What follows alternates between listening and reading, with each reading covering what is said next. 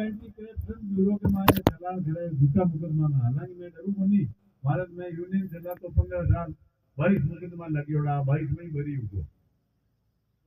पर आगे होती मानसिकता देखो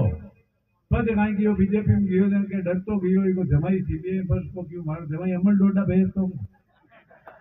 तेरा गाइटा पकड़ ले भाई मुंजी में कहीं ईडी पकड़ लेती क्यों ईडी पकड़ ले बांद्रा ठोके पालो हंगे खाई ले ईडी मार के देखो 10 साल हाथा गाड़ी चल रही आदमी फिर ईडी खाई ले भाई मैं तुम्हारा गुजरान करा कमार खावा 200 रुपये का जमीन है भी वो हासिल आवे और भगवान दाल रोटी इज्जत की दी है और खाई चाहिए अपन इमारत कोई स्वार्थ नहीं है मारो के लोग कहते ऐसा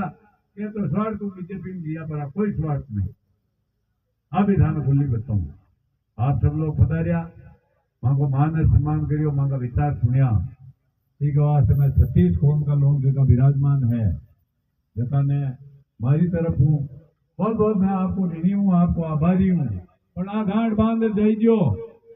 कि गजेंद्र सिंह जी नहीं जीत्या तो दूसरों गजेंद्र सिंह पैदा करता 20 साल लागेला पाया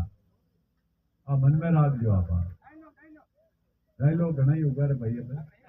भाई साहब अब डायलॉग आई है लोग मारे ला रहे पड़े भोजन की व्यवस्था है पदार्थ